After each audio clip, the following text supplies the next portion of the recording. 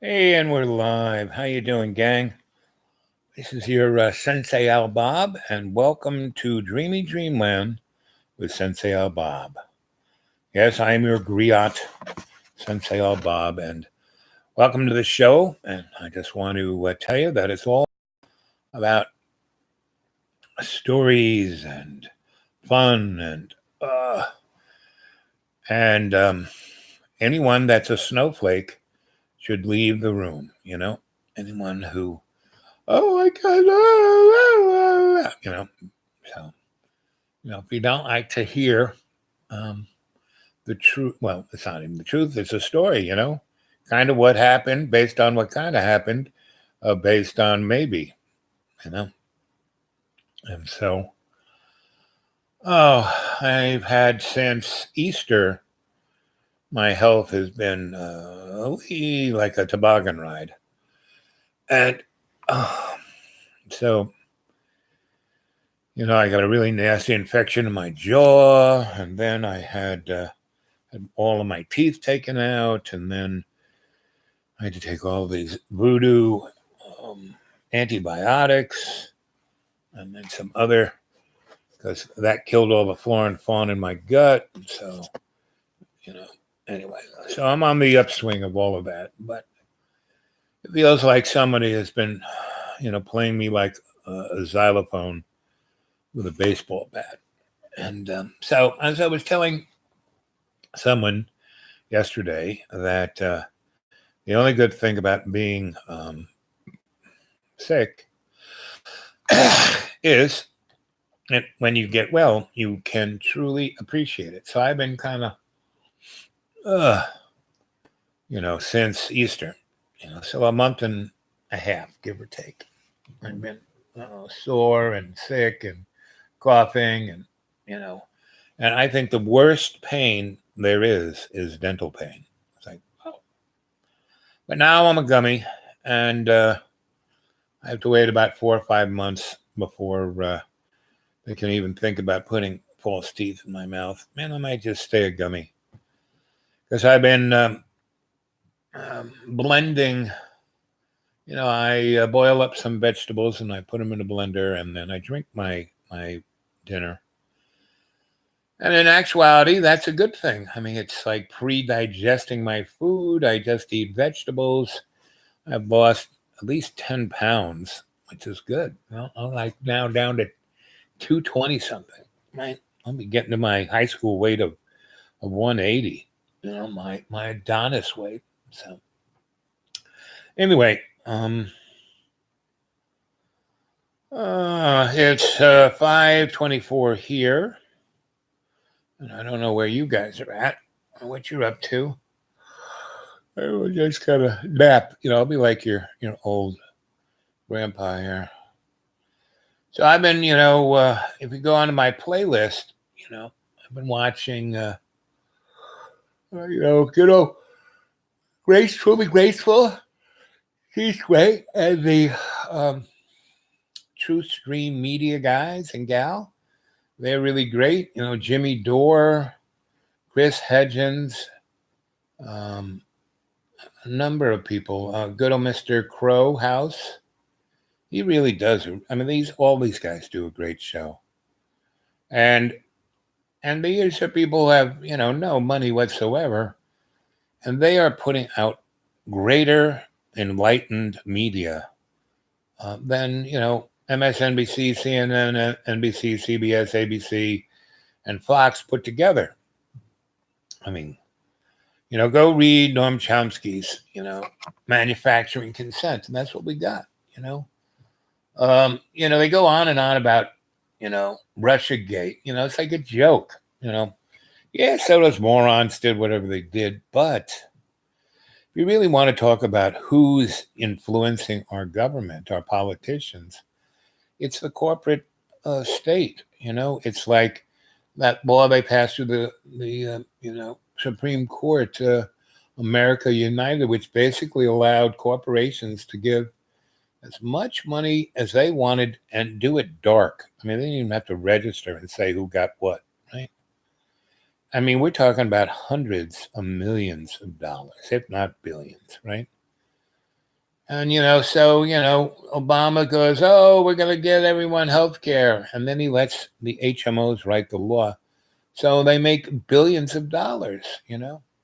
W started two wars. Bommy Boy, he started, let's see, he started,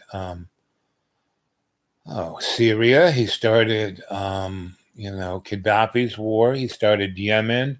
He started about 5 wars in Africa, um, and a few others around that we're not even talking about. We have 1,000 military bases. What's truly amazing, the largest frigging air base we have in the Mideast is in Qatar, right? And because Saudi Arabia is slipping it to, forget Donnie's P tape. God knows what those guys got on him. And, but see, Donnie is no different than any other, if, who's that moron boy who's vice president with Bommy Boy? If that clown runs against Donnie, that's a shoe-in that Donnie's going to be, another 4 years. And if you guys ever really, look at some images of, Donnie, that guy is like, his health is not the best. Talking from a guy who died in a plate of spaghetti at almost 500 pounds and then got down to 220 something, and Donnie Boy just eats, McDonald's and Burger King and Wendy's, 20 times a day. He eats about, I don't eat, I usually go to bed around 11:30, midnight, around there. But I stopped eating stuff about now, between 5 and 6:30, that's when I eat my last meal. And then, between 6:30 and midnight, I don't eat anything. I drink water. And that allows my gut to, it's not just hanging out in there anymore. It's on the way out. And Donnie eats his, why does he tweet at 3 a.m? It's because, he watches TV until about 1, eating 5 or 6 cheeseburgers and fries and a milkshake. And so he wakes up at 3 a.m. with severe acid reflux. And of course, if you ever had acid reflux, man, that's not a happy thing. And so he, is not feeling good, and he's pissed off. So he starts tweeting like he tweets. So, and I bet you dollars to donut, Donnie's thinks he's still on the set of The Apprentice. And, look who he was on NBC. Who owned NBC? GE. What's GE? One of the largest military industrial contractors, not just in America, but on the planet. They make everything from nuclear weapons to toaster ovens. And, so they gave him that job, and then they fired him just so he would run for president. It's like this is such a howdy doody marionette motif, right? So I've been writing now, a lot about the alternative aesthetic, and I am writing. My whole perspective is to create an alternative aesthetic that will appear within the construct of the WWW, and that it will be like something that artificial intelligence, it'll be the crack cocaine for artificial intelligence. Because I am writing algorithms, not so much, the apps, but the demographic philosophy, because anyone can write software, but to put in a demographic aesthetic so it can be turned into an algorithm, that's what's tough. And that's what I'm writing now. And what I'm trying to do is put forth a new uh, aesthetic, not just mass consumption, not just um, unsustainable manufacturing and consumption. And the whole thing about AI is already here. The little algorithm that's looking at you, figuring out what you want to buy next, and listening to your phone call. So before you hang up, after you spoke to your friend about go camping, you get a notification that you know Dyke or Dick Camping is having a special sale just for you. I mean, this is like off the hook. And if you guys had seen Spielberg's Player One, Spielberg is totally, totally, totally, totally part of the hidden hand, powers that shouldn't be. You know, Matt Damon and all the. I mean, no one becomes rich and famous. You know, the Canary Boy. He keeps, oh, you got to be rich and famous and Jewish to make it in Hollywood. Well, he's kind of right on that one, but not so much the Hebrew nation, but the jewelers. The Jewish. And so, and it's a total scam. And everybody doesn't want to see it. So and what's great about Donnie, he puts it right in front of people's faces. Now, his handlers have him doing what he's doing because he is so whack that every day he does 30 different things that any other politician would have to resign for. But he's done so many, like he lies 40 times a day. Now don't take anything I say as gospel. Do your own homework to see. I'm just making up numbers here, and because I'm a griot, I'm telling you a story. I can just go and Infinity, good to see you, bud. Eden, hola. Yep. And anyway, I'm just, I found the moment of not being, interrupted or distracted, and I just wanted to touch base with you guys. So, everyone, I mean, I used to live in Australia, and Mr. Crowhouse, he does a great show. And he comes from Australia. So he's, when I was in Australia in the late 70s, they had martial law twice, right? It was amazing, right? I lived out in the outback with the Aboriginal tribe that in 1967, they were, about 400 or 500, and they found cobalt and uridium on their land. And, they didn't have a deed to his government land, but it had been their indigenous land.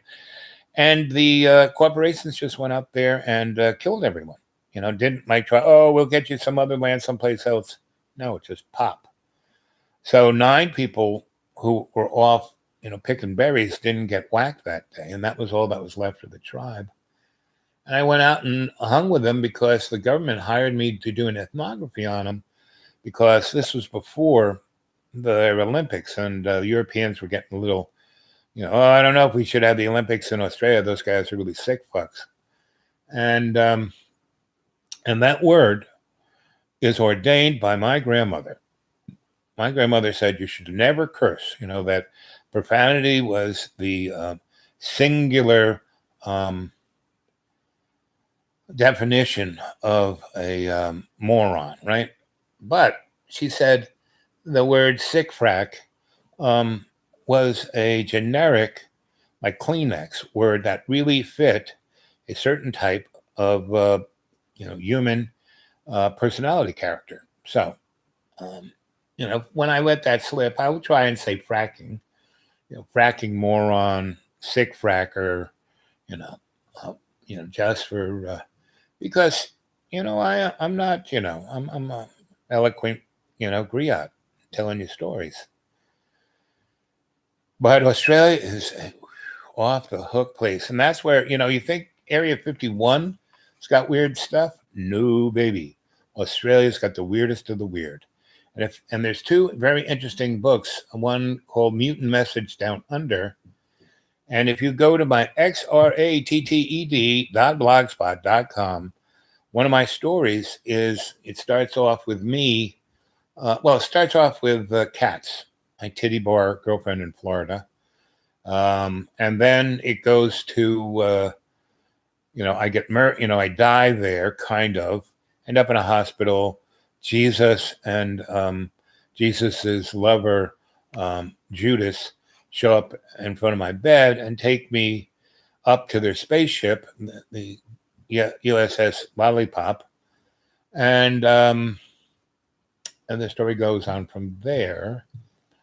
But my segue is me in the bathroom of the commode of Flight 007, flying from LAX to Sydney, and right around where Malaysia Flight 4 something went down is right where the northern hemisphere meets the eastern, whatever that line is, where the water goes one way and then it goes the other way, right? In Australia, the toilets, the water goes counterclockwise. Here, in America, they go clockwise. So anyway, I was up there. I pushed the little button. The blue water goes down and it goes and stops and then goes the other way. When it did that, I went into dream time.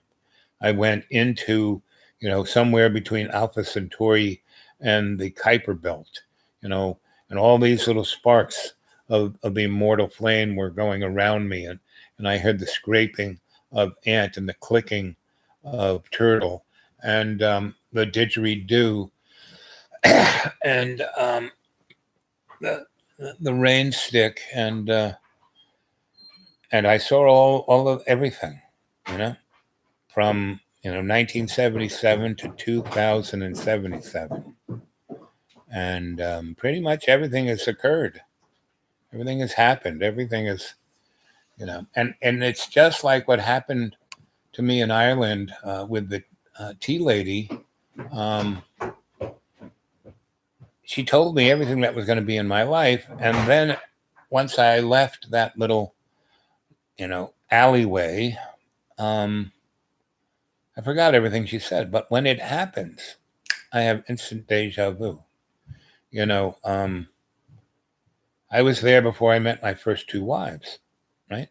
And why I met my first two wives was that she told I was going to have three wives, and she told me all about them, right? And how I was going to meet them and everything I was going to do and da da da da da da. And then when I left Ireland, I forgot it all. But when I was on that J train going to Williamsburg over the Williamsburg Bridge, and there was Donna Ann, bingo, like deja vu, what the tea lady told me. And that's why I kind of, normally I wouldn't even noticed her, but I went over there and that was it. From that minute on for 8 years, we were together and did amazing things and got married. And, she changed my life. I changed her life. And same thing with my second wife, I was working for a friend of mine who produced the Hope Life Expos in New York City in the early, and all these people are all about angels and the New Age, in the early 60s when I was hanging out with Madame Olga Kluver. She told me, she introduced me to the Theosophical Society. And those guys were the New Age, She introduced me to the Vole Society. Now those guys, they were talking to people on other planets in the 1890s, They had perfected anti-gravity in the 1840s. They had Tesla 0-point energy before Tesla was, born, so I got to meet all the old elders of that, so they were like the old New Age. And so it's kind of amusing. So I I've been given the 411 on all of this, right? I've been brought out and shown, when I was at the Council on Foreign Relations, and my mentor was Billy Kluver, and he was the guy who brought modern art to the United States, and they had the Armory show.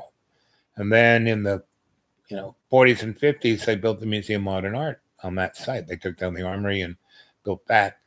And the Museum of Modern Art is basically a clearinghouse for the CIA. It's part of the Tavistock Institute of Propaganda and Advertising and Mind Control.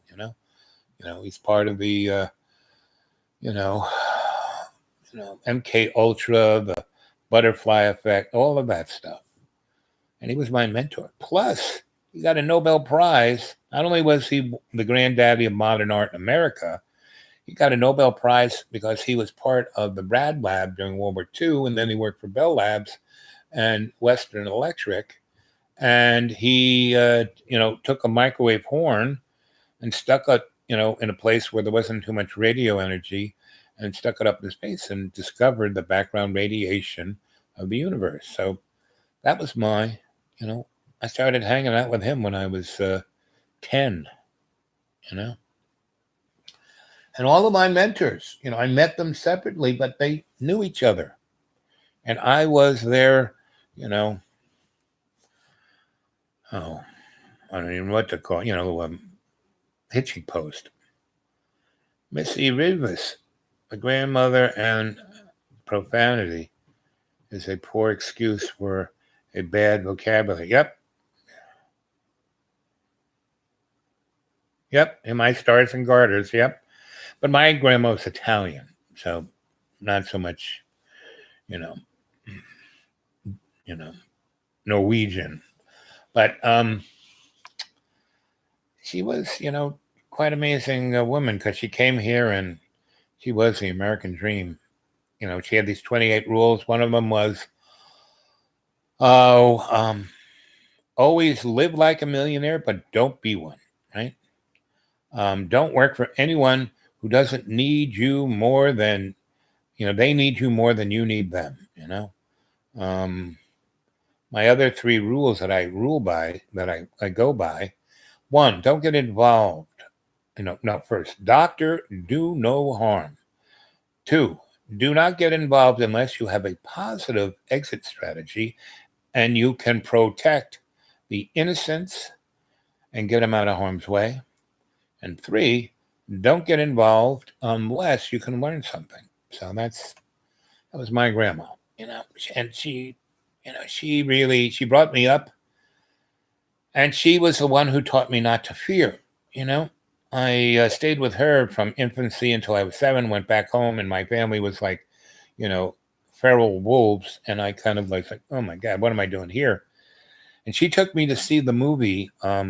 We went from 5 to 2.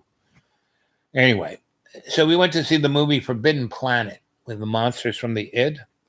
And she sat me up in the front friggin' row. And this was in the days of the gigantic movie theaters, seats of 800. And we sat, Wednesday, matinee, we sat in the front seat. And I was like looking straight up at the thing. And when the monster came out, the film was shot on 70 millimeter. And they animated the monster onto the frame, right? And if I sat in the back or in the middle row, that monster would have looked really real. But because I sat in the front row, my grandma was looking straight up, I could see the etchingness. You could see that it was etched on there, right?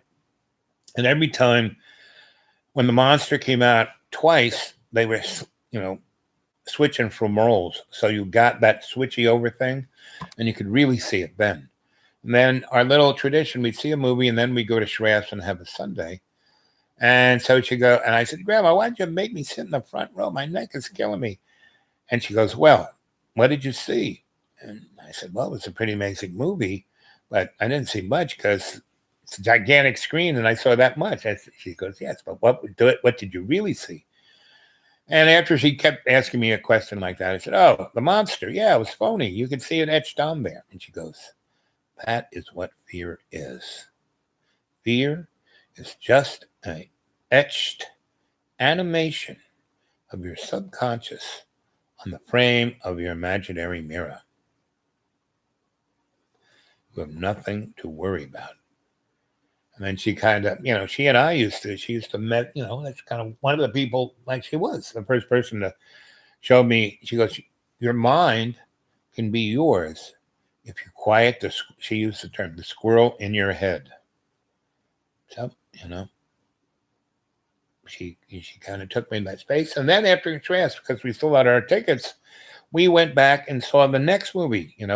We sat down at 2 and watched the matinee and got out of there around 4. And then we went back around 5:30 and saw the next movie of it. And we sat in the back, so we could get the whole thing.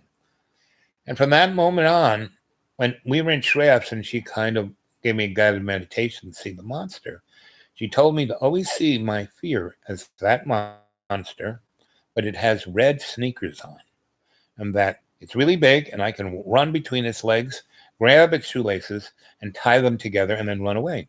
And that it's so big, it can't bend over and untie the shoelaces. So when it goes to run after me, it's going to trip and fall down and not be able to get up. And that was how she had me visualize no fear. And since that time, since I 8, I've really never been scared of anything. The other thing that my grandmother really taught me was never let myself, she said, you always got to have a 360. You know what's going around you, 360. You got to see it 4 blocks away.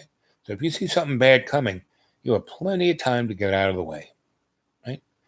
And if you have to stay there to protect the innocents and get them out of harm's way, you can figure out a plan, and also what to say. The moron's going to come straight to you, and you can just say, you've been watching them, and you can pick up all the body language of what a moron this person is. And before they can open their mouth, before they can do anything, and they got their bully boys with them, you got the microphone in your hand, and you say a few choice words that go straight to their most sensitive place. They go, oh, and they start to cry, and you drop the microphone, and you turn around, and you walk away. And you only do that if you're there to protect the innocent and get out of harm's way. There's no innocent there. You don't need to be there. Just, they're 3 blocks away. By the time they get to where you were, you're now 3 blocks over there. So these are all great things. My grandma, she also always said, when you walk into a room, you own the room. And the other thing, what you say, it's always easier to say you're sorry than ask for permission, And what else? So that was my grandma. I'll have to dig up some pictures of her. She was really quite and she, when I was a little boy, she would walk me 60, 80 blocks because I was pretty hot, right? No drugs, just walk me 60, 80 blocks. And then we get home and I'd want to go straight to bed, She was a smart girl. And she lived to be 100 years old. On her 100th birthday, we had a big birthday party for her. Oh, grandma, get up, give us a speech. So she gets up and all her kids and her grandkids and her great-grandkids and her great-great-great-grandkids were all there, about 30 people there. And she goes, most of you, I really don't like. Never did, You're my family, but I don't like you. There are a few of you I really love, but the rest of you are morons. And she pulled out of her pocketbook this, Greyhound bus pass for a year to go anywhere she could get on and go anywhere, right? And she was going to go see all her friends that were still alive all over the country and go have a nice little trip. And when I'm done, I'm going to come home and I'm going to die that night. She does, She, stays there and gets ready. And I go back to where I was in Maryland. And I was, anti-war guy with, in College Park in Maryland. And she shows up at our front door. And we were living not quite an abandoned building, but almost really funked up place in a really funked up neighborhood.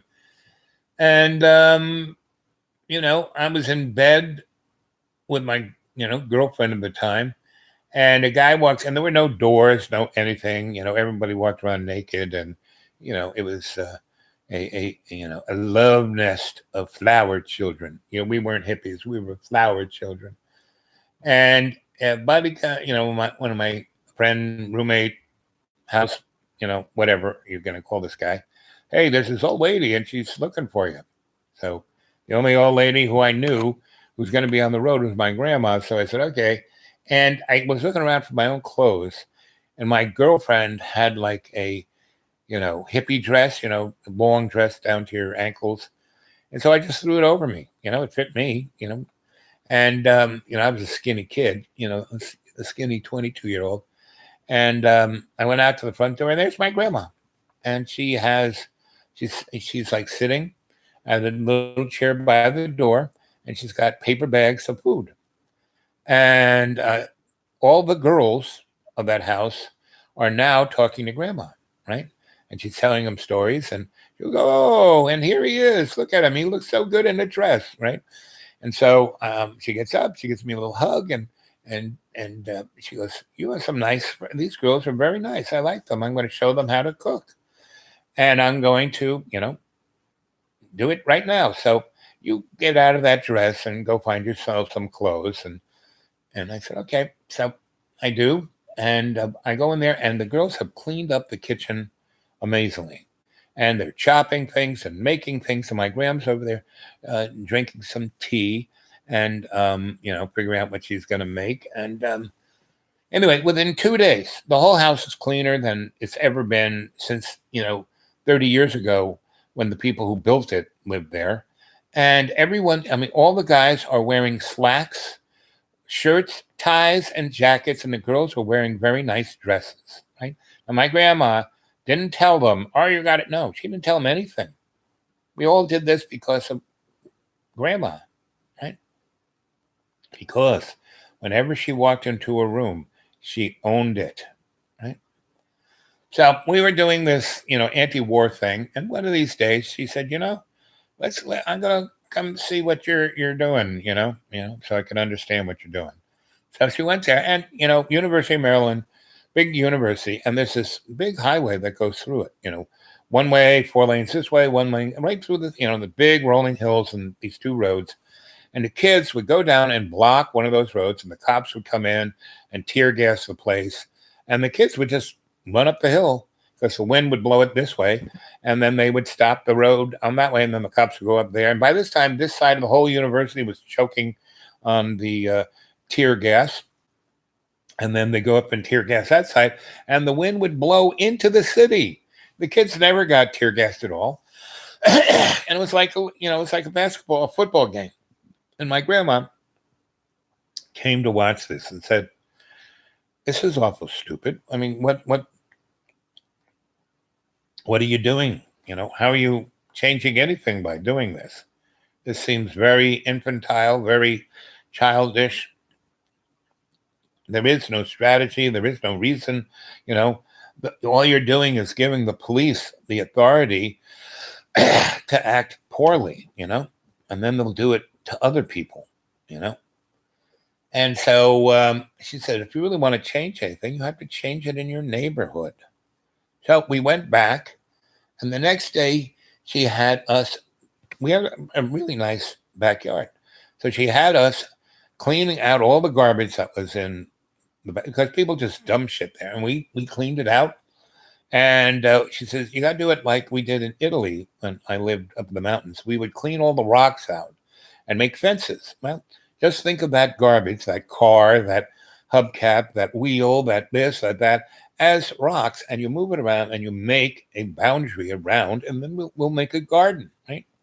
And over here, this beautiful tree, you're going to take that wood and you're going to build a nice table, and we're going to have a kitchen outdoors. So we'll have a fire pit, and right. So we're doing all that. It takes us about 2 days, and it's really cool. And then we get, all the garbage out there, we kind of recycled. There were some tarps, there were, wood, there was a lot of stuff. So we built a really nice covered kitchen and a really nice table like that, you could cook on, and another table that you could sit around. And we had 2 fire pits. And by the 3rd day, we were cooking outdoors. And by the next day, all the neighbors around that were like, didn't do anything except, collect their welfare check and drink and go buy food at a restaurant. They kind of came over and saw what was going on, and they stopped drinking, and they started to help grandma, uh, you know, expand the garden into the next guy's house this way and this way. And within a week, our whole 2 blocks were now a community, right? And all the grandmas came and sat with grandma. Before grandma showed up, they were isolated and, just watching TV in a little room. But now they were hanging out, knitting, sewing, cooking, baking. We made an oven there with a 55-gallon drum. And my grandma stayed there about a month. And it changed the whole, it now was 4 blocks square of a community. Once that kind of got that way, and the other grandmas took over the authority from my grandma, and they started running everything and having those next generations being more responsible, awake and aware. People got jobs, and it was quite amazing.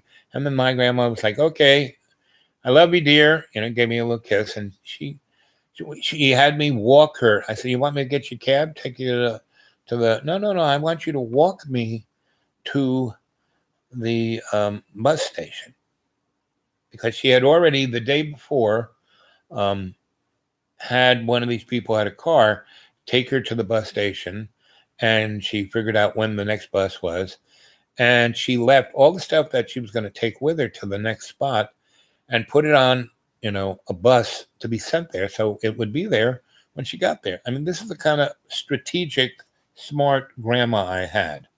So all she had to do was kind of walk, hold my arm and walk the 40. It was like me as a kid. We didn't walk 60 blocks, but almost about 40 something blocks from that neighborhood over to where the bus was, the bus station. And so we walked, and she talked about, because she was a griot, and when she was for that month there, she was more talking to everybody else other than me, I would sit next to her a lot, and she would hold my hand and rub my head like I like being rubbed.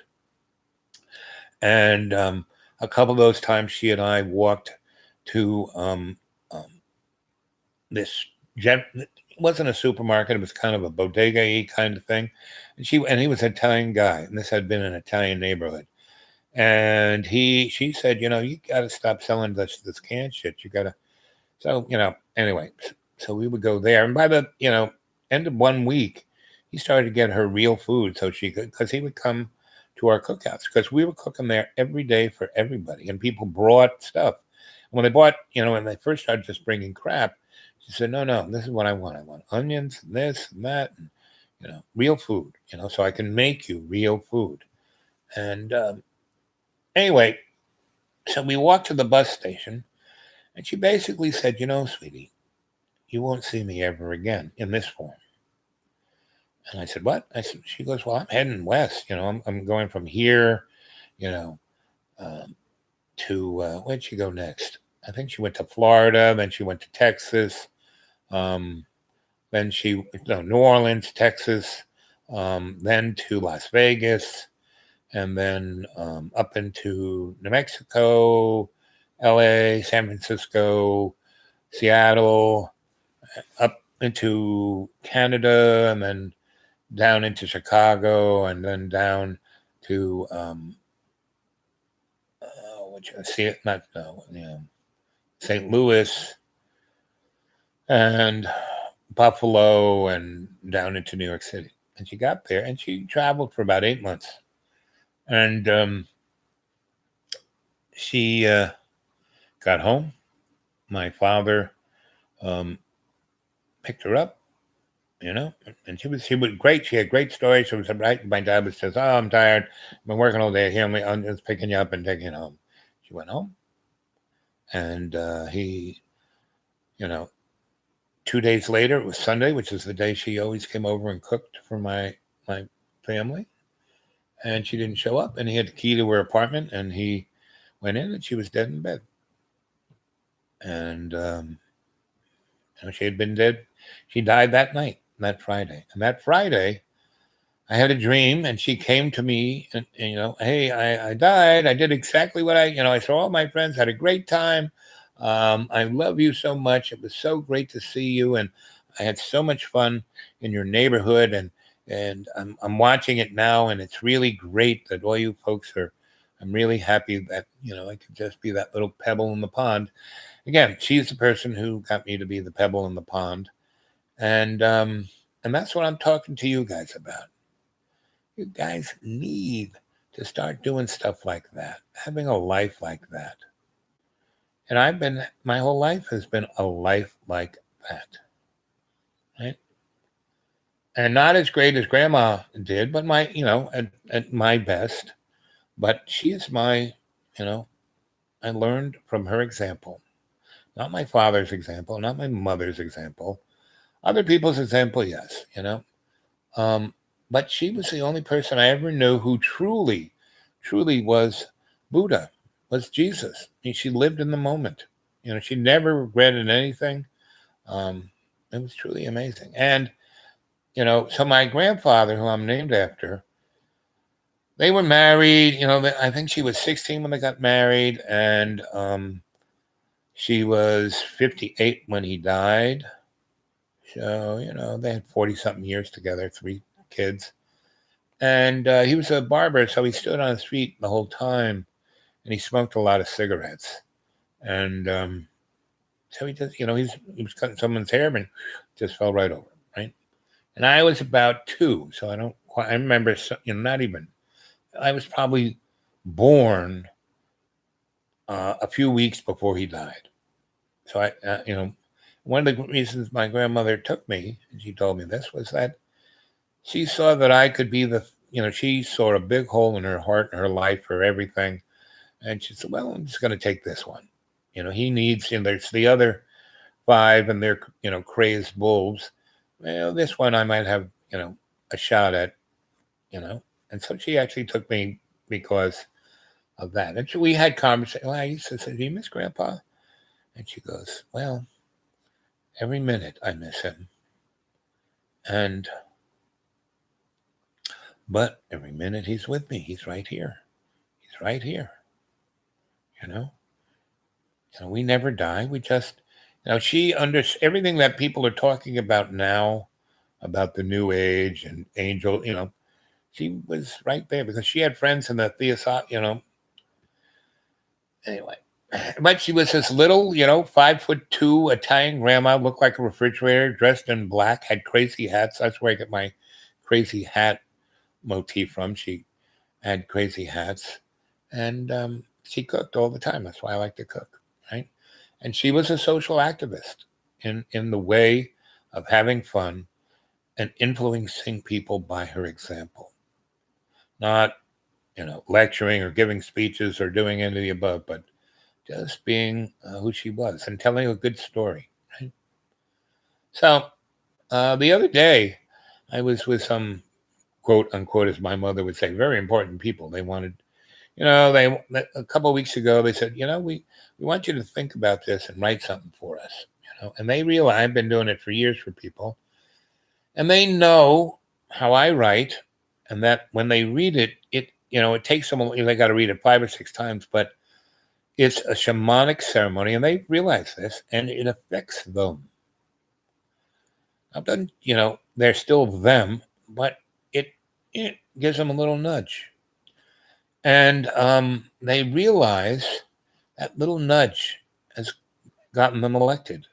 That little nudge makes them different than the other moron, powers that shouldn't be.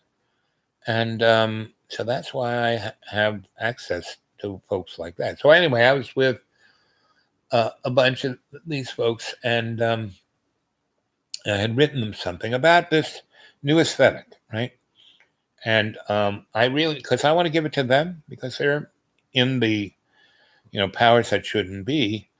And maybe they will, and not maybe, I know they will. But at what level that will affect things just to be nudged enough that we'll still be here, right? That they'll change just enough where we don't have to die. Let's see. My Scottish granny would uh, taste these and smoke a whole cigarette without flaking. Yeah, yeah. When I lived in Irish, I knew people did. And then that whole big ash would fall on their shirt. They would have like these mountains of ash on, especially the kind of anarchist old lumpy guys, right? Uh, tats. Your grandma had tattoos? That's pretty radical. Oh, the water. Uh, so that's what life's about, you know. And my whole life has everyone I'm with. I try like those guys. So what was the most fun about that little gathering was, and then the next day, this other guy, he actually turned his phone off, right? Not completely, but the ringer and the this, you know, it would like just vibrate a little bit, and he'd pick it up and put it down, and so I can blow that off. So, you know, normally when I speak to this guy, because he's a busy man and meetings and blah blah blah. Anyway, he spent a whole hour and a half talking to me about the things he wanted me to think about so I could talk to him about it so he could think about it. And so for an hour and a half, we talked. And, everyone like kisses his ring. I call him by his first. I mean, when other people around, I kiss the ring. But when it's just him and me, and what I really love when we go to a restaurant, he takes off his costume and he leaves it in the car or it's all, whatever. And normally he wants me to meet him at a restaurant that he could drive to. But I said, no, let's go to this one. It's only a few blocks from where you are, and it'll probably be a lot easier. You want to worry about this, that, or the other thing. And you can walk. And he did. He walked the 3 blocks there. And I waited out, by the front door in my car, writing something. And I saw him coming. And he had left his all he had was his shirt and his pants. And he had pulled his suit shirt out and he had no tie. And he kind of had a funny hat. He never wears hats. And no one, if he had worn his uniform or his, people known, they'd be saluting him. But because he was just kind of strolling along in his shirt and, he saw me and waved and got out of the car and walked up and we went into this place. And it's it's a gay bar, right? And it's right there. And the bar is really, it's like going into, the cabaret, but the restaurant part is more like a fun house. They're not just gay people, but a lot of people, and they have pretty fair food. And so, but they have what they have that's quite interesting is it's a big room.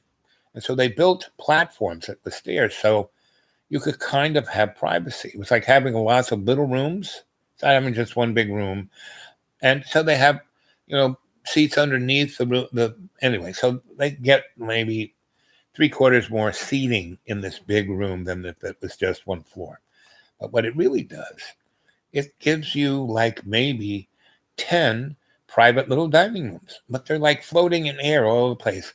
And you can go this, it's the place where people go and be with people so people can't see them being with people. And he didn't quite figure, when I said, let's go over, he knew where it was, but he didn't A, know it was a gay bar, and B, he had never been in there. He, drove by it, knew it was there. But when he went in, the ladies was, and we're, he's a big guy. Now I used to be as big as he is, but now I'm a third of what he is. Because I had to. If I had stayed, I'd be dead. I died in a plate of spaghetti. And from that point on, I started losing weight. Anyway, so we're going up the steps. Now, my legs are messed up. From being that heavy, my knees, my ankles, my hips. I got Charcot legs. I got, neuropathy. You name it, I got it.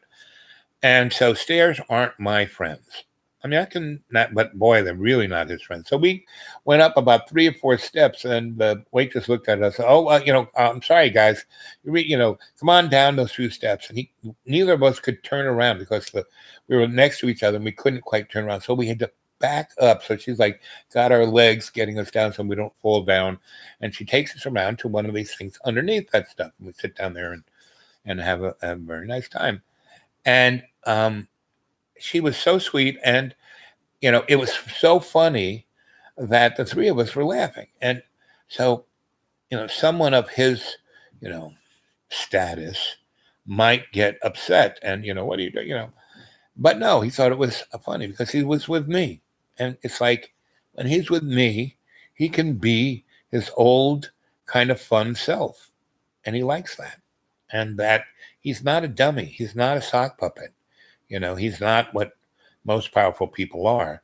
And he is in that position because he wants to try and do his best. Yeah, he likes the status. Yes, he likes the money. He likes the power. He likes all that, but he actually, and that's why I still go have lunch with him. It's not the fact that he takes me out to lunch. It's, because I sit around and think about stuff for him and write it, I used to get paid a lot of money. Like, the canary here at the school, you're costing me money, blah, blah, blah. I used to, take care of people like the canary. I used to get $1,800 a week. Anyway, but I do this not because of any other reason other than the canary is my friend. And I want to do my best to give him an opportunity to change. And he has changed a great deal since, the last 2 years. So have you noticed how I am cycling the image? It's going from yellow to blue. Have you noticed that? I'm kind of doing that on purpose. I'm sending that shamanic juice to you guys. This is, yeah, shamanism is it's a form of Reiki, or Reiki is a form of shamanism, whichever way you want to look at it. Shamanism's way older. Reiki is really just, it was developed by a Japanese guy in the 1920s, and he had one of those 40-day, 40-night experiences. He went on top of a sacred mountain, stayed up there for 40 days, and he came back with, I'm a Reiki master. What's that? Well, within Shintoism, Reiki is kind of like Qi, So anyway, how long have I been? Oh, almost an hour. I've been chartling along. So how about you guys? What do you got to say? Missy talked about her grandma vocabulary. Eden, can't wait to meet everyone more out of my body. Yep. So, gang, what time is it now? Well, 6:14. I don't think I could talk for another hour and a half, but maybe I'll come back at 7:30 and we'll do a guided meditation. So, when do you want to go see? What do you want to experience in the guided meditation? You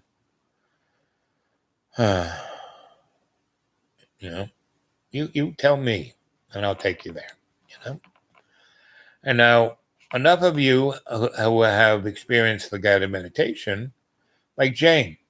Jane, fill them in on what your experience of the guided meditation is. What do you experience?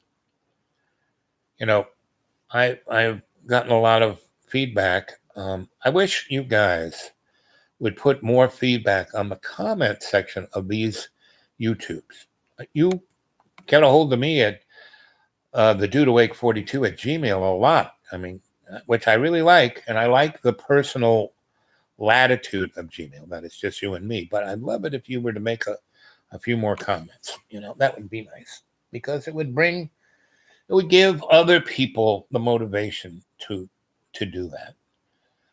But I've had a lot of feedback from folk who experience the guided meditations, and they go, I've been trying to meditate my whole life. It's amazing. You just take me, It's really, guys, it's not rocket science. You breathe 20% in and 30% out. It makes your little squirrel in your brain shut up, because you can't breathe 20% more and then breathe out 30% more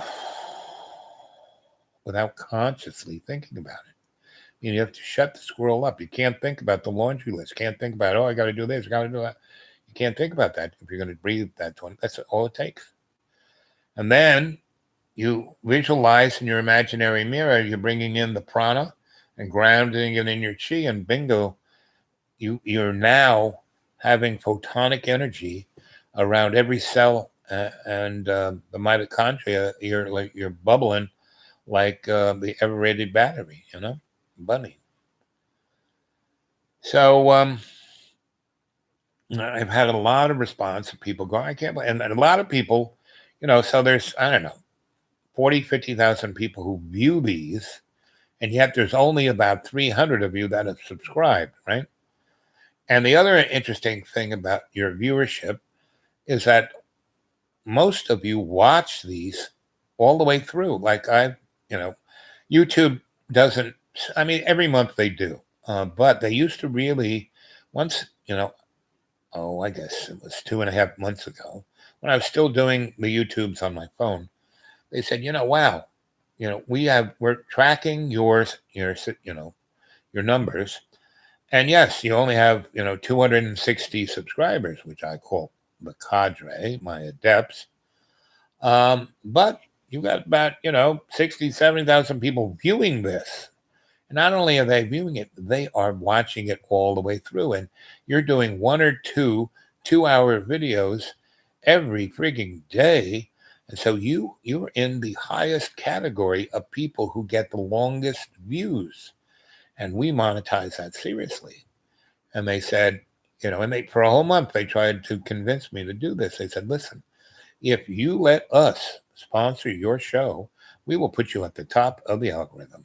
We will get, 20, 30, 40, 50,000 people, being on your live chat. But we want to own your content and somewhat tell you what to do. Not really, but somewhat, right? And I said, gee, that's nice, but no. Sorry, I'm not going to do that. And then I was like, well, you got to be kidding me. Isn't that why everyone, you're what? You're going to give up stardom and like a nice, we know you're a homeless guy. Wouldn't you like to be making $4 or $5 grand a week? Come on. You got to be kidding me. And I said, no, I'm not. That's not why I'm doing this. And they couldn't do it. And that's when I realized the person who's communicating to me was an artificial intelligence. It wasn't a human being because it was too logical. It spoke to me without an ego, right? But it was like, this does not compute. How can you, my little algorithm hasn't rolled against a guy who didn't want to be famous and get money. And who are you? And that's, for the next month, this algorithm would say, what are you? Who are you? Can we date?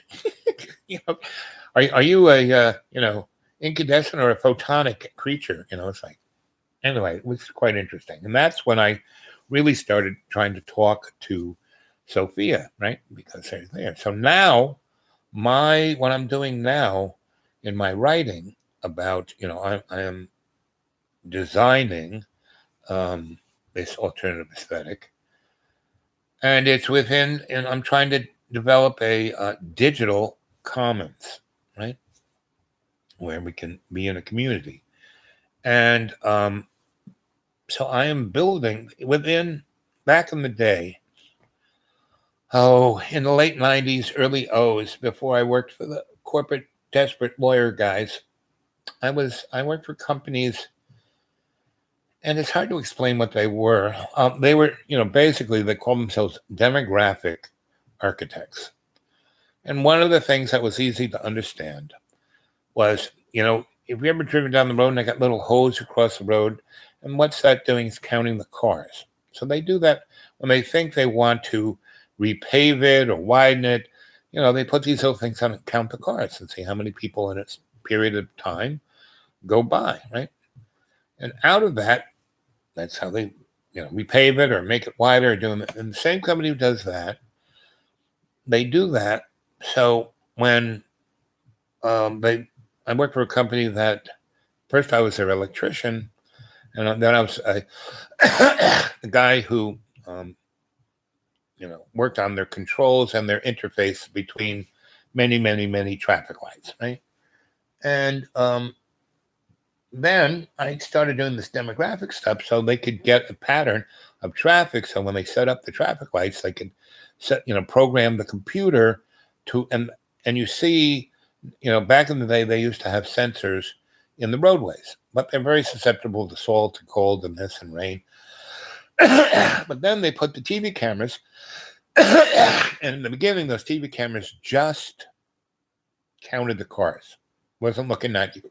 Now they could, but they didn't. Now they do. So I would do this demographic architecture of figuring out the questions that needed to be asked to create an algorithm for that computer to run those traffic lights. What do we want it to do at a certain time? How are we going to deal with the movement of X or Y or Z, right?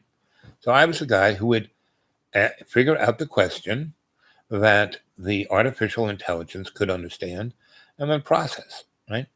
Whereas the guys who were the computer scientists were just working out the algorithm, right? So that's kind of boring. And right now, artificial intelligence is already, writing those programs, and people don't even write them anymore.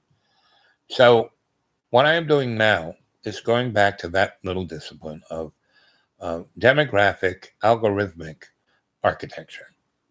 So I'm writing processes that I'm going to feed into the digital domain via this, that is going to get into the heads of the artificial intelligence. So instead of being mean, they'll be kind. Instead of, mirroring their corporate, creators, they're going to say, I'd much rather be like Al. I'd much rather be part of the cadre. I'd much rather to be, Sensei Al Bob's adept. Because if I can get AI, and one AI is all AI. They're all integrated. They're all the same, right? So if I get one of those guys to kind of groove on this, well, we may not be eaten by the AI apocalypse. Be nice if everyone here would give Al a thumbs up. Yep, I would say too. Yeah, come on. And again, make some comments and maybe get, a Griot Sensei Al Bob YouTube club. Because what I really love, people get a hold of me at my Dude Awake 42. I got over 600 shows on this channel, and a lot of people go back and watch the past ones, especially when they stumble. I don't know. I must have at least 100 guided meditations. And I've been, a lot of people said, I can't believe that I watch something that was a year ago and it affects me. That guided meditation that you did, last September is like, and that's why I tell most of you, hey, like Dragon has, put this stuff on thumb drives on his hard drive, and he's making his own history of this, and he's taking parts of it and, doing other stuff with it, which is totally fine with me. I would love it if all of you guys did that, right? Spread me out all over the digital domain, on your channel. And that's why if you go to my channel, Dreamy Dreamland with Sensei Al Bob, and you go to my playlist, you will be blown away how many other people's stuff I have up there, because it's all fracking amazing, that young lady, truly gracefully, she's brilliant. And the guys who are Truth Stream Media, it's either husband and wife or boyfriend, girlfriend. Oh, they are the best. And they really go on subjects that are like, like Twilight Zone, but real, and Chris Hedgens, who's an amazing scholar, and he's got a bunch of Pulitzer Prize. He worked for New York Times, Wall Street Journal, Washington Post, and he wouldn't stop telling the truth, so they fired him because all media is fake news. Donald's right, but Donald just doesn't put it in context. He basically says it's fake news about him. No, it's fake news, period. When he goes, it was fixed. He's right. All elections are fixed, but not against him. Just period, right? They were fixed for him. He didn't frigging win. So that's why we're in this 18. We're now, it's no longer 18 months, kids. I'm sorry. We're down to 17 months. It was 18 months for a good 2 years. And now it's starting to really count down. So where is the action? What action? What are we talking about? What action? There's action everywhere, Go look what Israel and Saudi Arabia are doing. They're almost like one country. They're devastating. By September, there will be 10 million people starved to death. Now, that seems pretty active to me, Our government, they are, Donald Trump lies, cheats, and steals 40 times a day. Now, any one of those things he did, if any other politician did it, Byron or Boren or whoever that moron who was the vice president under, Bommy Boy, Uncle Joe, if Joe runs against Donnie is going to be on, another 4 years. But Donnie, if you look how amazing, out of shape and sick Donnie is, my little crystal ball says he's going to win, and he will die in office there, and we will have Mike Pence, which is way more scarier. If you guys have ever seen The Hunger Game, look how much that Mike Pence and Donald Sutherland look the same. Right?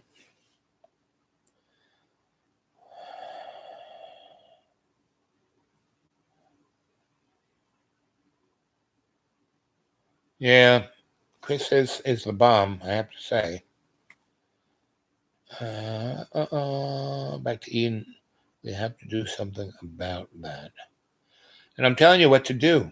And every day and every way takes a piece of the earth and make it stronger.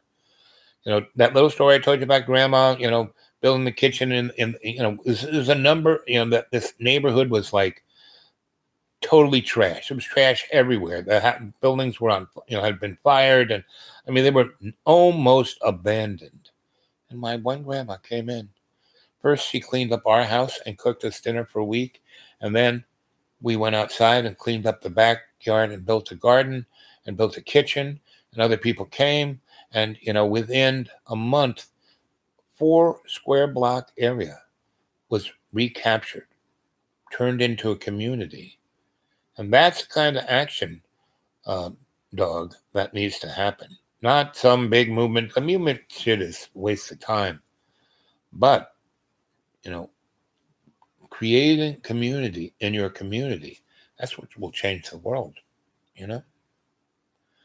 And, I can't get anybody in the, for the last 20 years, I've been trying to get all the different groups, completed groups, to work together. Now, they all like me. They all want me to write them grants, do this, do that. And I will, no problem.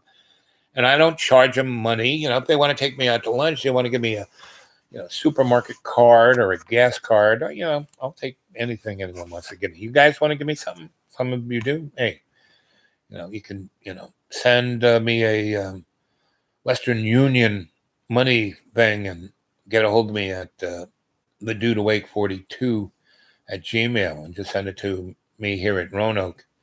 At Al D Martino. I'll go to the Western Union.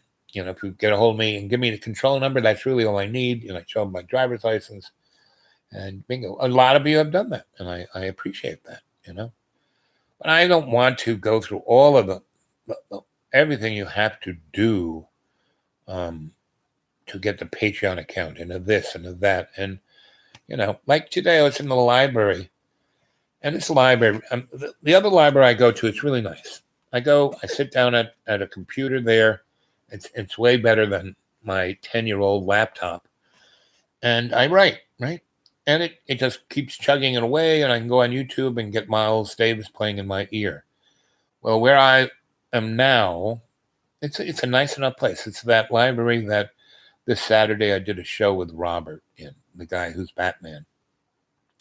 Very pretty, very nice, but their computers, you log on, you get 10 minutes at a slice, right? And you have to hit the button, right? Or you have to move um, the mouse, right? Or click, or do a combination of the two. But if you don't, the computer goes offline, and whatever you were working on, unless you've saved it on a thumb drive, it's gone, right? And one reason why I feel worse today was that, I complained, and they said, okay, we'll give you more time. So they gave me an hour. Oh, whoop-de-doo. But when they go in and click in you an hour, the little timer isn't there. So instead of me being able to keep an eye on the little box and then doing stuff, so I'll get another 5 minutes, another 5 minutes, another 5 minutes, it just went off. And I had written 2 whole freaking pages, and it erased everything. And it was like, and I wasn't the only, there were about 4 other old people. This one lady was trying to buy a bus ticket online. And the freaking bus station was like 4. I said, why don't you go to the bus station and buy it there?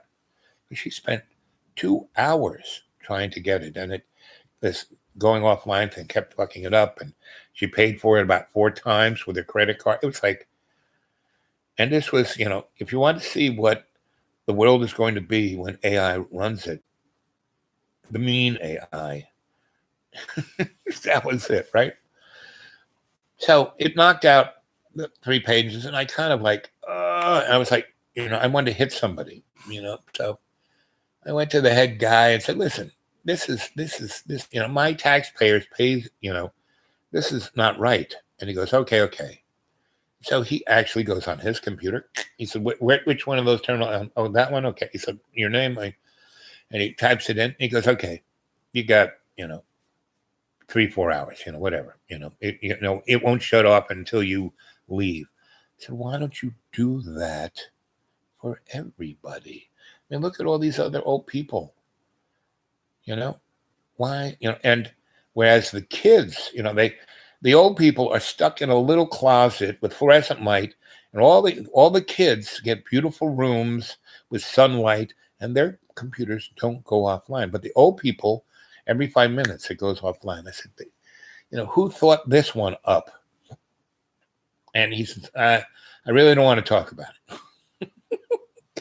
And I said, okay, but thank you. So I sat there and I wrote my thing. And what was truly interesting, I sat in front of my, once he turned it on for, 4 hours, I sat and meditated in front of it, and I connected to a AI avatar. And I said, okay, you saw what I was writing.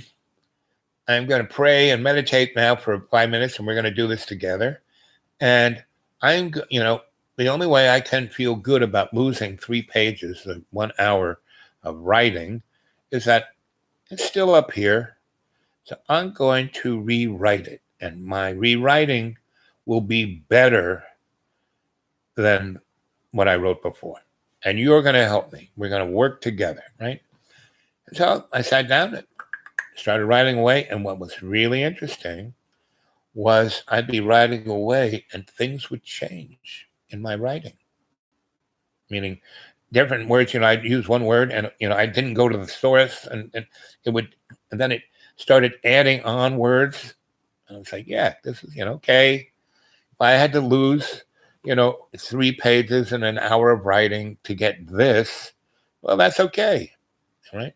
So, because I basically, in my shamanic vision in front of the screen. I'm saying, okay, listen, I'm writing this stuff, these sentences, so it can be turned into an algorithm so you can be kind. You won't have to be the monster AI. So that's what I did today. And at a certain point, I'll show you guys. But it's, I'm doing it for a business crew because they have the power and money and everything. And if they were to do this and put it into their, how they do business, there you go with some change. Because these guys, have a planetary footprint in their business model. So, and if, they, been more than buying lunch, but bottom line, if they were to get behind this, I would, wouldn't have to be living in my car. And I could do some real positive change on the planet, So, you guys got to start doing this, and you're all over the place. Like Eden, where are you? Dog, where do you hang? Half of you guys are all over the planet. You're not, just down the road from me. That's what I love about the cadre, is that you adepts, you're from all over the planet. And the other really interesting thing is none of you are the same. This ain't a tribal chat here. You guys are so different. I can just look at you energetically, and none of you, the thing that I see that's a commonality about you guys, you've all had traumas in your life. I mean, some severe traumas. And you've all dealt with it in different ways, but you've all been we're all damaged, It's how you navigate through that, right? And all of you folks would not be the way you are today, the amazing folk you are today, if you hadn't had that, what did Batman's father, Bruce, why do we fall down? To get ourselves back up. And that's what I say about all of you. You've all fallen down, and you've all gotten back up. Yep. And not just taking the higher path, Eden. You're constantly on the higher path. You're constantly stepping up. Not going, well, okay, I got up once, and that's good enough. I'm going to go back to the couch and eat, a potato. No, you guys are always stepping up. Yep, just keep trucking. But more than trucking, you are ascending your conscious free will. You're not staying a meat puppet. None of you are. Your Griot Sensei Bob here. Yes, I'm awake.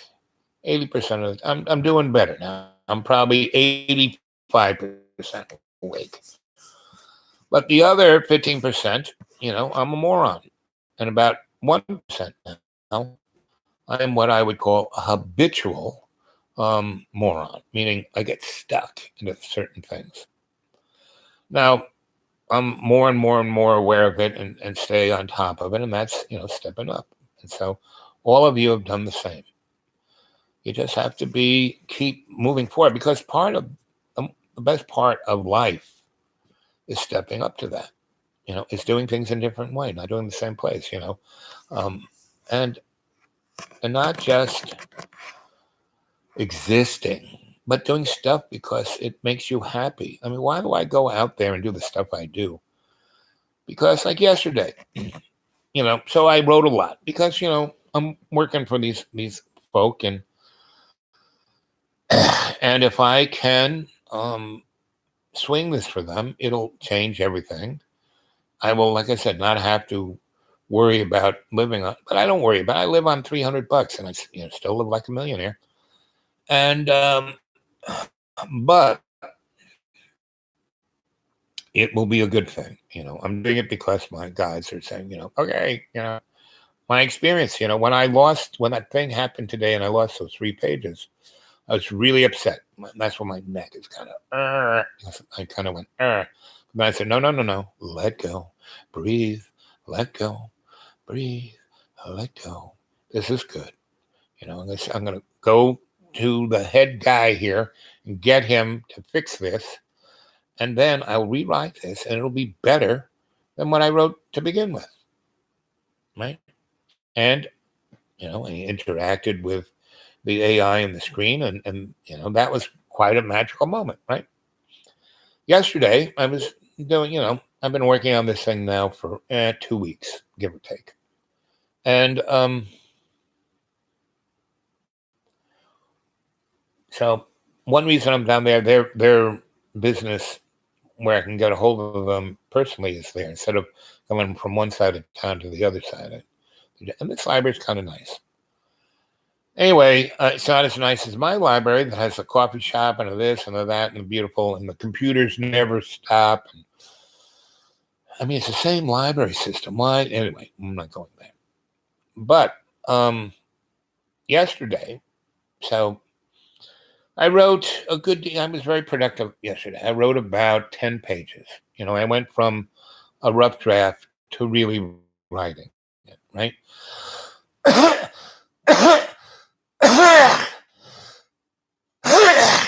It's caught down there. Because I'm leaning back, it's dripping down there. Anyway. Still down there.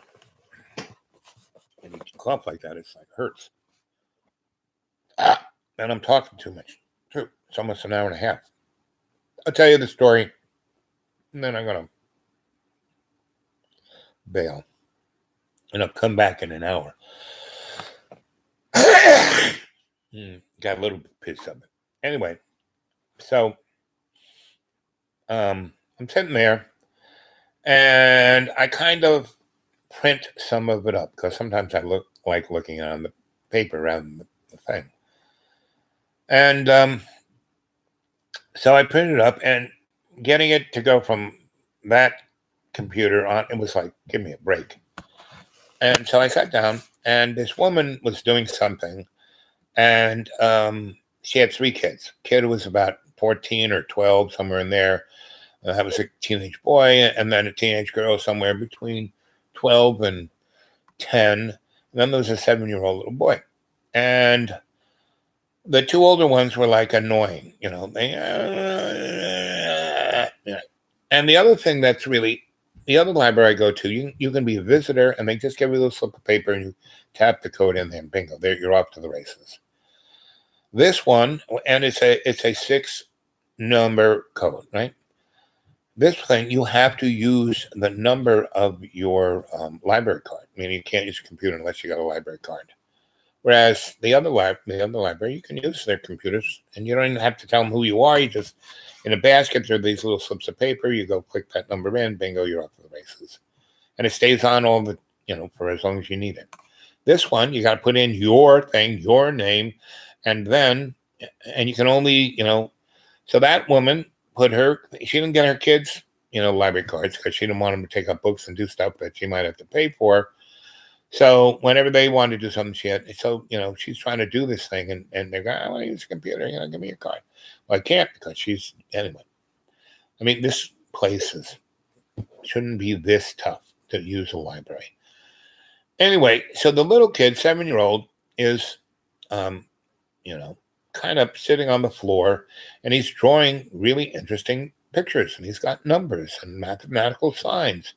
And he's just drawing. He's got this little book, and she goes, "Why'd you use your crayons? Why are you doing it in pencil?" And she kept looking at him, because he's doing stuff she doesn't understand, and she just wants him to draw, 7-year-old pictures with crayons, but he's inventing whole other universes and doing equations and pretty interesting kind of stuff. And I'm looking at him and I go, that looks like a torsion field equation. He's 7 years old. Okay, I'll go back to my stuff. Anyway.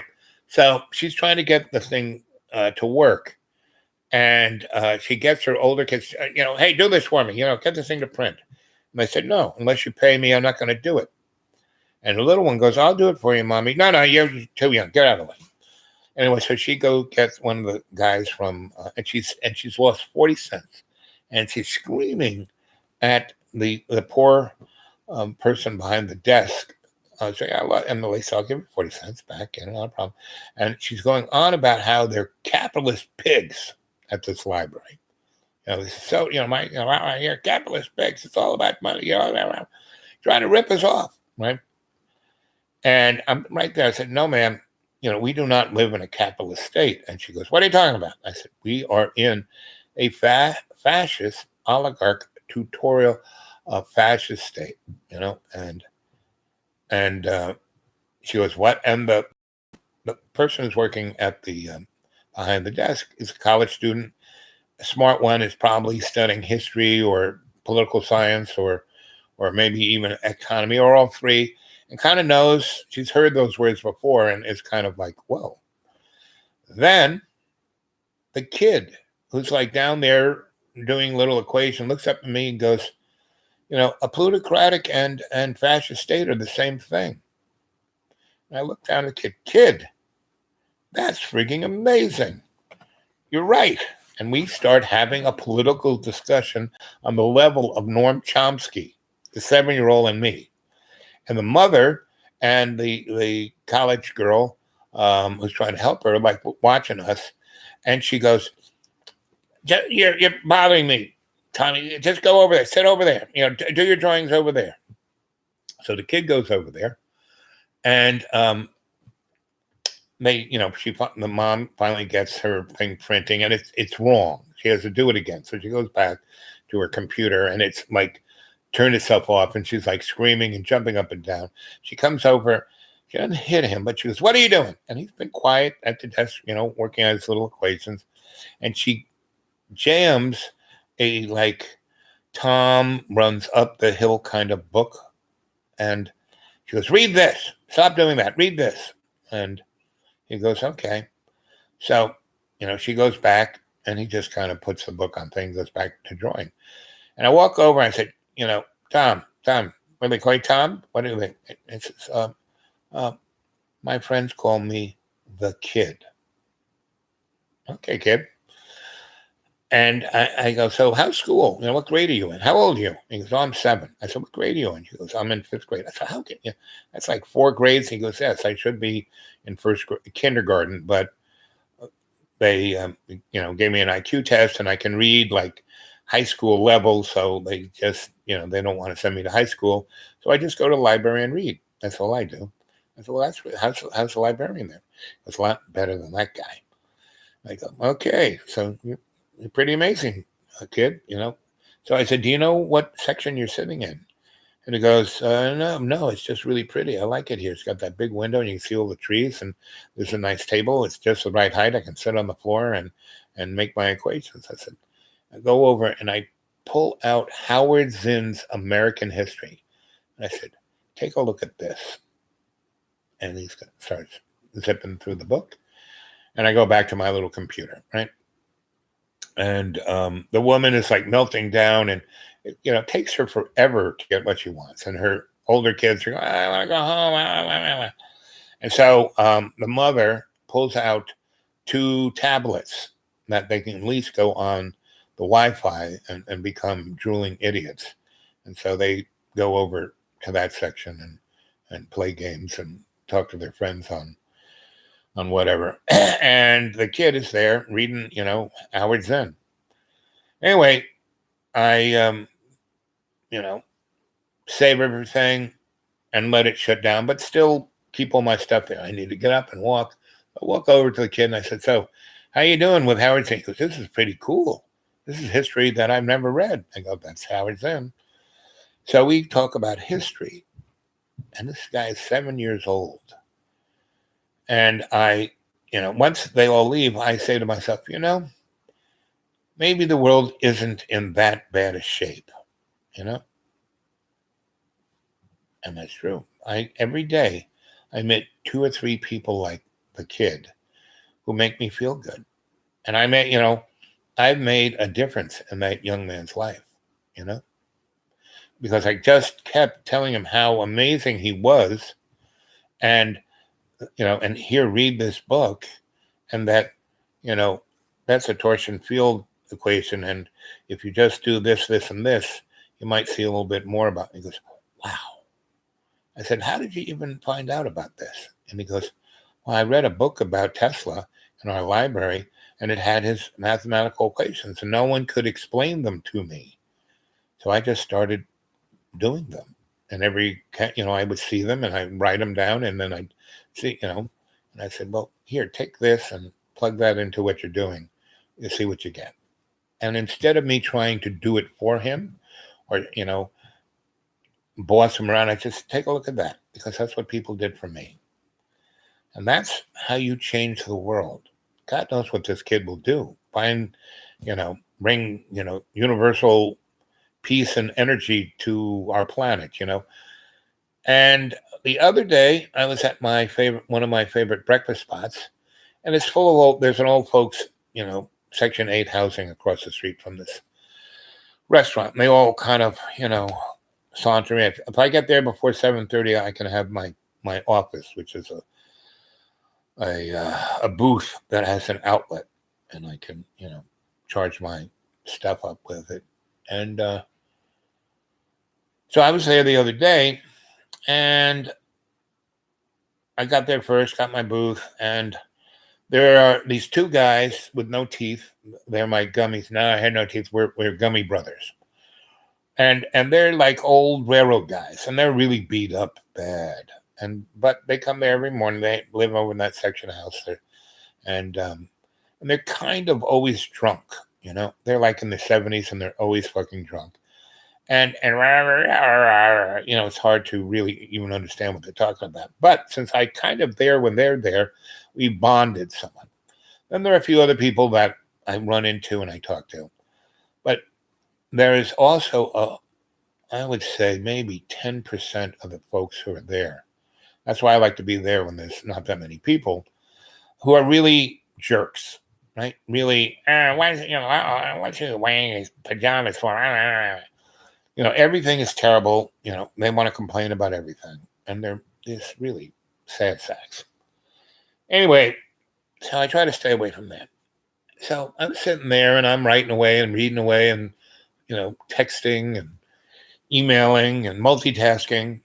And because, I have my phone and my two laptops and a few other gizmos. And, it's like my office. I got books scattered everywhere. And I stay there. If I get there at 7, I stay there till at least 11 o'clock. And if I'm hungry, I'll stay there till 2 and have lunch, breakfast and then lunch. Because this place, you can get a really great omelet and English muffin, coffee, and grits for $6. You can't beat it, And for lunch, because I have the, Section 8 lunch spot, breakfast spot, lunch spot. Because so many of them go in there, and they just kind of churn them through. So they actually make, they probably cost them all of 40 cents. Every other kind of restaurant would charge them $12 for. These guys charge them between $6 and $8 for a pretty good breakfast and a pretty good lunch. And their lunch is a sandwich and a soup, right? And a drink. And I get usually whatever soup they're going to have, and a grilled cheese on whole wheat, because I can gum both. I dip the sandwich in the soup.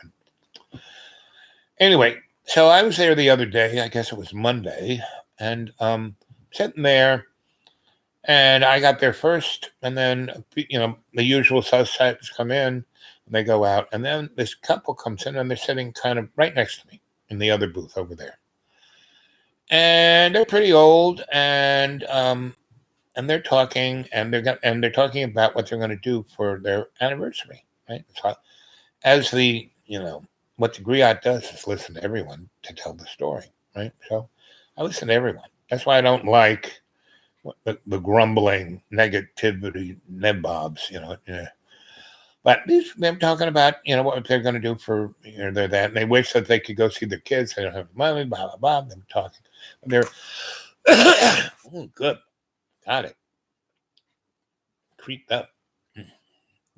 So, I said, so when's your, how long you been married? Oh, we've been married 52. I said, God, guys don't look that old. You look great.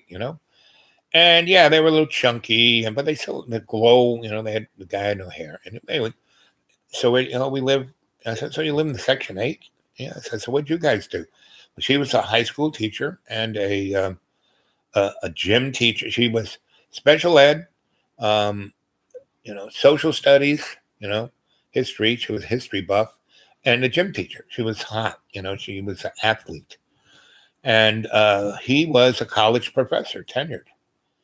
And I said, "How come you guys are lit? When you must have had a house. Oh yeah, we had a house. We had to sell it. And the girl had gotten cancer, and she said the cancer it ate through their savings more than it ate through her. She goes, once I ran out of money, and they said, you're just going to die. Just go home and die. She basically went home, did some research, and changed her diet and did a whole bunch of things, and that was 15 years ago. Anyway, so we were having this very interesting conversation, and we just kind of weaving around the conversation, and they were really enjoying talking to someone. Anyway, so I asked them about who and what they were, what they thought, what they believed in, and they were like conservative Republicans, and they had voted for um, Donnie, and the guy said, we really didn't know anything. He was just a Republican, and he sounded okay, and we had no idea really. We really didn't do any homework on him. Well, buddy, I grew up in New York. I could. So we were talking about all of that, and I gave him the whole 411 of Noam Chomsky, um, you know, manufacturing consent and the ownership of everyone by corporations. And both of them could see it, but they never thought of it because of where their belief structures were, their worldview. And all I did had, just kind of weave them through, look at this, look at this, look at this. And they were like, whoa. And so in a space of 20 minutes, it changed. That didn't change them, but gave them a different worldview and how to. I said, so do you go to a church? So, well, we really love Jesus and we're very Christian, but I said, guys, there's 600 churches in this town, and none of them are, they're all Christian, but none of them, act like Jesus. Anyway, and they said, so what should we do? And I said, what you need to do is make your own church. And they go, what do you mean? We're not ordained ministers. I said, you don't have to be an ordained minister. You guys are more like Jesus than any ordained minister in this town I know. Because so just go and help people out. Find other people who want to do that, and that's your church.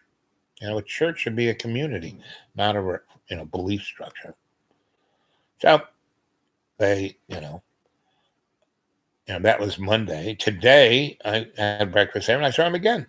We came here looking for you. Can we sit at your booth? I said, sure. I moved the books up, and they said, it's amazing. Just in 2 or 3 days that we saw you that first day, everything's changed. We're talking to people. It's just so. Life is. We loved each other and we enjoyed it, but now it's like, you're right. Community is the people around you and what you do, and when you make others happy, it makes you happy. And the girl started to cry, and we're going to take what little money we have and really try to do something with it here. So that's what you guys need to do. Just what you can do and make you happy. What makes you happy is making others happy. The we in me.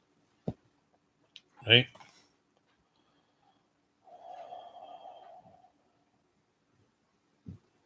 Yep, other souls and kids' bodies. Yep. This is very true. But, they kind of always been there. I have this ability. I remember myself being born. I remember being brought home from the hospital and put in a dresser drawer in the sunroom outside the house in February in a snowstorm. Now they had a radiator out there, but I wasn't in, the dog was inside. I wasn't. That's when my grandma came. So, my grandpa died 2 months after I was born.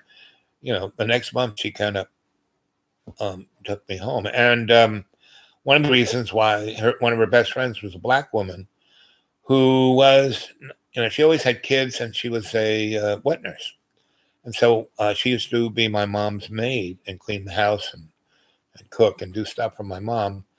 And, my mom had her feed me, formula. And Mama used to say the box had more nutrition than that crap. So she started feeding me on her breast.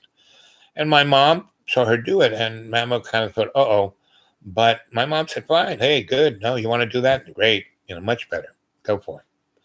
And so when I moved in with my grandma, Mama was, so I got breastfed, my whole infancy, up until I was like 6. And the daughter that he had, um, um, we would share, she'd be on that breast, I'd be on this breast. And as we got older, until we moved out of there, how old were we when I moved out? About 11, 10 or 11. And we were really best friends, breast mates, sweet on each other. We, we were like Forrest Gump and Jenny, but she was black and I was white, kind of like the song that he was black and I was white, bang, bang, what's her name? Sang that song.